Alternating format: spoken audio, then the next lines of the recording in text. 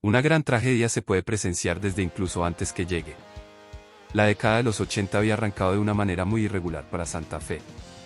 Después de su sexto título en 1975, el equipo cardenalicio tiene un montón de dificultades, todas producto del horrible torneo de 1976.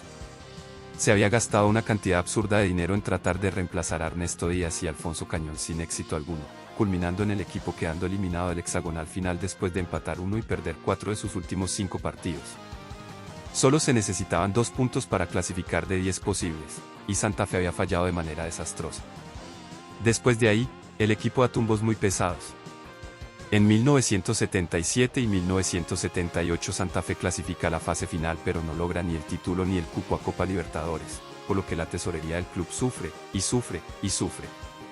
Para 1979 el equipo ya es mucho más sencillo y pobre que el equipo de Ultralite de 1975, lo que hace su éxito algo increíble.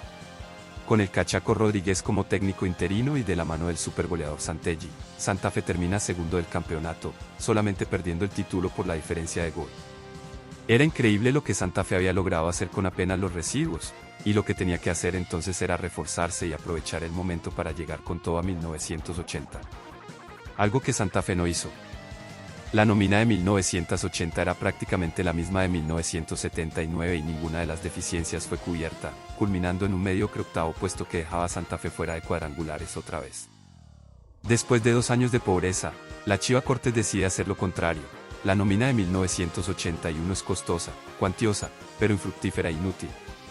Santa Fe recluta a un rejunte de jugadores de los 70, Argentinos X y un Alfonso Cañón al borde del retiro. El equipo queda 12 de 14, y ahora es que verdaderamente empiezan los problemas. Ya eran 2 veces que Santa Fe despilfarraba sus reservas, y en ambas veces había fracasado estrepitosamente, lo que significaba que no habría dinero de premios, dinero de transferencias, nada. Se empezaba a avecinar una crisis económica. Peor aún en 1982 cuando Santa Fe queda eliminado del octogonal final por culpa de una mala alineación que le había quitado 2 puntos por escritorio. Ya no era cuestión de que si el equipo obtenía el título o no, sino de si clasificaba a ronda final o no, y cuando los estándares bajan y las deudas suben, se forma un aire espeso de preocupación y ansiedad. Cae 1983, llega a la dirección técnica Juan Ricardo Faccio, el 7º técnico en 4 años. Llega un jovencito de nombre Arnoldo Iguarán, llega Zapuca, llega José Luis Carpena y llega ningún otro que Hugo Ernesto Gotardo. Con sus últimos recursos, Santa Fe formaba una nómina ultraofensiva. La escuela yugoslava de principios de los 70 había muerto, el fútbol lírico y de excelente movimiento de 1975 había muerto, era hora de los monstruos, de hacer lo posible para conseguir un cupo. El campeonato de 1983 se divide en 2. Un torneo apertura y un torneo finalización, 14 y 26 fechas para un total de 40. Los 8 mejores equipos de la tabla anual una vez completados los 40 partidos clasificarían al octogonal final, del cual saldría un campeón. Para el torneo apertura mal llamado Copa de la Paz, Santa Fe es puesto en el grupo A junto a Once Caldas, Medellín, Cali, Tolima, Unión Magdalena y Cúcuta Deportivo. Arrancando en marzo, Santa Fe es irregular por no decir mediocre. Una victoria por una derrota. Victoria ante Tolima, derrota ante Once Caldas, victoria ante Cali, derrota ante Unión Magdalena, y una derrota bochornosa pues fue en el Campín. Victoria ante Cúcuta pero después una derrota increíble por 4-3 ante Millonarios. Sin embargo, este es un torneo nivelado por lo bajo, y con solo ganar uno de 2 partidos, Santa Fe entra en la pelea por el segundo puesto. Al llegar a abril, llega un partido muy coqueto contra Independiente Medellín en el Atanasio Girardot, lugar del último título de Santa Fe y ante el mismo rival. Una victoria lo pondría tercero, a tiro del segundo, habrá que ver si es posible. 3 de abril de 1983, Estadio Atanasio Girardot de Medellín. Hay una palabra que se utiliza mucho en el fútbol, la palabra jerarquía, esa fuerza invisible que no tiene sentido pero que puede revertir un partido solo por el hecho de existir, y cuando se pregunten el qué sucedió, simplemente respondan que un equipo tiene más jerarquía que el otro. Medellín era primero con 8 puntos, Santa Fe era cuarto. No había una diferencia muy vasta en puntos, una victoria podría poner todo parejo. Pero Santa Fe llega a Medellín sin el más mínimo interés en ganar al principio. Cuando arranca el partido a las 3:30 de la tarde, Santa Fe es defensivo, lo cual es absurdo e idiota teniendo a Arnoldo Iguarán, Zapuca y Carpena en cancha. A los 8 minutos de partido, lo obvio, Libardo Vélez remata violentamente y fulmina al arquero Mina Camacho. es 1-0 a favor del Medellín con el que corre todo el primer tiempo. Aquí es donde aparece esa pequeña palabra jerarquía. Santa Fe tiene 6 títulos, por lo tanto es el segundo más ganador de Colombia. Es el equipo con más hinchada de Colombia en este momento de la historia. Es un equipo con 32 años de historia, el primer campeón de Colombia, y por lo tanto, el equipo grande de este enfrentamiento. Minuto 45, Carpene tumba al Chalo Montoya pero el árbitro no cobra falta. Se arma una escaramuza y Montoya termina expulsado. Ahí es donde Santa Fe, el verdadero Independiente Santa Fe, surge y vive. El segundo tiempo es lo que tenía que ser. No se pueden tener 3 supergoleadores en cancha y jugar defensivamente. Minuto 63, Zapuca está a mitad de cancha, ni un poco cerca de portería, pero eso nunca ha detenido a un brasileño de hacer una genialidad. Tal vez intentó hacer un centro, pero lo que pasa es que remata cruzado, con tanta precisión y fuerza y magia, que cae al segundo palo y deja al Atanasio mudo. Es 1-1 y el Medellín, que era líder, se cae a pedazos. Ahora que los dos equipos juegan ofensivos, era claro cuál ofensiva era mejor. En un contraataque violento, el segundo. Faltando unos 6 minutos para que se acabe el partido, el boricua Zárate pierde la marca de Zapuca, Pacheco central vacío y el brasileño casi que se desdobla, como un fantasma cruza toda la cancha y simplemente tiene que liquidar. Independiente Santa Fe 2, Independiente Medellín 1. El tiempo titula el partido como Santa Fe está con vida, y por supuesto, Santa Fe nunca ha muerto y nunca lo va a hacer. Santa Fe termina la Copa de la Paz quinto del Grupo A, producto de 6 victorias, un empate y 7 derrotas. Por lo que significa que va a arrancar el torneo finalización octavo, con apenas un punto de ventaja sobre el noveno Unión Magdalena y con diferencia de gol negativa. Una posición incómoda, incluso peor que la de 1982, pero que en teoría le asegura un cupo al octogonal final. El técnico Faccio es despedido. Otro más en la tabla del carnicero. El siguiente técnico sería el octavo desde 1979, una inestabilidad impropia de Santa Fe, que hace no mucho había sostenido a Gabriel Ochoa Uribe por 4 años, y a Francisco Ormazábal por 2. El octavo y ojalá último en la lista era Juan Eulogio Urriolabeitia, técnico ídolo de Colón de Santa Fe y con experiencia en Colombia después de quedarse a puertas del título con Millonarios en 1976. No era un técnico barato ni mucho menos, y Santa Fe ya no estaba en condiciones de darle lo que pedía, pero si Santa Fe lograra por lo menos clasificar a Copa Libertadores, lograría tener una vitrina inmejorable para liquidar su deuda. El vasco no pide mucho, es más, solo pide un jugador que ya había dirigido en Racing y Estudiantes de La Plata.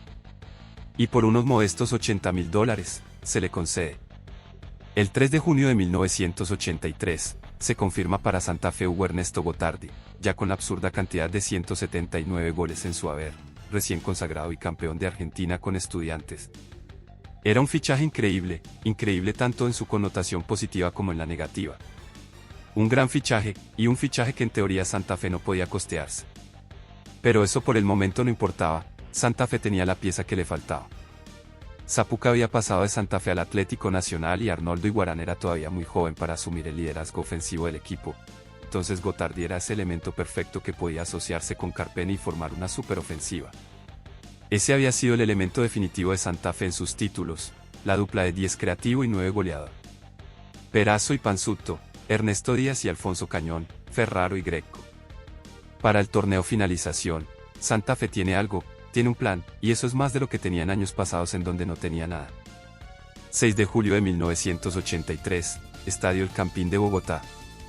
Como último refuerzo para 1983, llegaba de Uruguay otro delantero que había sido convencido por Faccio en enero pero que por razones de la vida no había sido contratado sino hasta junio, y no para servir a Faccio sino al vasco. Con la llegada de Sergio Daniel Odine, Santa Fe ahora estaba repleto de nombres costosos, nombres de primer nivel. El arranque del finalización es muy parecido al de la apertura, un empate, una victoria, una derrota. Pero ahí, cuando Santa Fe gana con mucho sufrimiento ante Once Caldas por 3-2, es que finalmente se sacude la modorra y empieza a ganar un poco más. Se consolida en el octavo puesto, aprovechando que Unión empata con Millonarios, y se prepara para enfrentarse al segundo puesto de Porvo Cali. Nombre por nombre el Cali no tiene mucho excepto por el ya legendario arquero Pedro Sape, que casi que ha cargado al Cali a los primeros puestos él solo. Ahí, en esa lucha entre ofensa y defensa, es que tiene que brillar Santa Fe. Arranca el partido ante unas 18.000 personas, y es al principio todo de Santa Fe, lo cual era increíble de escuchar por estos tiempos. Santa Fe es joven, de buen pie y rápido, tan rápido de hecho que el primer gol no lo hace alguno de los refuerzos sino que un jovencito canterano de Oswaldo Redondo, que después de aquí no se escucharía de él, pero que en esta tarde conecta un gol a 25 metros increíble que deja a Sape quieto, solamente mirando cómo entraba la bola. Termina el primer tiempo y del segundo no hay que decir mucho, excepto que fue un poco violento. Diego Umaña, ya figura reconocida en el Cali pero que ahora jugaba en Santa Fe, marca al delantero Freddy Valverde con muchísimo recelo, tanto que se ganan la tarjeta amarilla ambos después de un choque bastante bruto. Ahí, en medio de los enfrentamientos, es que llega el gol del Cali. Minuto 63, falta para el Cali y es Valverde el que tiene que rematar. El arquero Mina Camacho coloca mal la barrera, y Valverde aprovecha para rematar por los huecos, poniendo el 1-1 tan mentiroso que si era.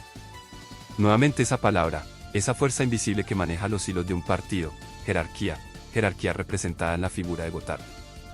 Minuto 67, tiro de esquina de Eusebio Vera Lima, conecta Gotardi de cabeza y tan confundidos quedan los del Cali que alegan un fuera de lugar por varios minutos. Se arma otro enfrentamiento y el técnico Retad de Cali es expulsado por discutir con los árbitros. Apenas se reanuda el partido, hay una cara distinta, Cali está desmoronado, el partido se torna aún más violento, tan violento que el último gol es de penalti. Minuto 89, Polo tumba a Gotardi, Sape lanza la pelota al aire en frustración, pero apenas se cobre, es inevitable. Independiente Santa Fe 3, Deportivo Cali 1. Por primera vez en el año, Santa Fe sube a una posición que no es el octavo, sino séptimo. No mucho, no es de repente líder del campeonato, pero por primera vez en mucho tiempo, hay un ligero progreso, tal vez lo más importante para un club de fútbol. Un día antes de que se jugara el partido, el líder narco Carlos Leder presume ante la prensa que los dineros del cartel de Medellín han infiltrado la política desde incluso los años 70, y que la ventanilla del Banco de la República que había permitido el libre flujo de dólares se había convertido en una máquina de lavar dinero. Pero de eso no hay que preocuparse, era imposible que el narcotráfico permeara algo tan mundano como el fútbol, ¿verdad? Pero el fútbol colombiano ya había empezado a oler a algo raro. A dinero demasiado rápido. A proyectos demasiado inflados. A fichajes que no parecían corresponder con la realidad del país. A clubes que, de repente, podían pagar lo que antes no pagaban. A un ambiente donde la inocencia empezaba a parecer una palabra decorativa. Desde mediados de los años 60, a Santa Fe se le conocía como el Expreso Rojo. Los orígenes del término no son muy claros. Algunos hablan del tren que pasaba por las cercanías del Campín, otros hablan del equipo de 1960, lo que importa es que es una muy buena manera de referirse al Independiente Santa Fe cuando está en sus mejores momentos, una máquina imparable, invencible, inigualable. 4-1 ante Quindío el 10 de julio. 3-2 ante Cúcuta el 31 de julio, 5-2 ante Pereira, 3-0 ante Unión, 5-0 ante Tolima, 5-1 ante Bucaramanga y 4-1 ante Quindío. Santa Fe se pone quinto en la reclasificación, ya 6 puntos del noveno e incluso coqueteando con la posibilidad de quedar cuarto y obtener 12 y 25 puntos de bonificación para el octogonal final. A falta de 4 fechas, y en un formato en donde solo se daban 2 puntos por victoria, Santa Fe está entonces a nada de volver a una fase final desde 1979. Es poco para Santa Fe, que siempre debía ser favorito al título y que era un equipo muy de renombre como para tener que conformarse solo con clasificar, pero ese paso a paso daba algo que no se tenía desde hace mucho. Esperanza. 23 de octubre de 1983, Bogotá.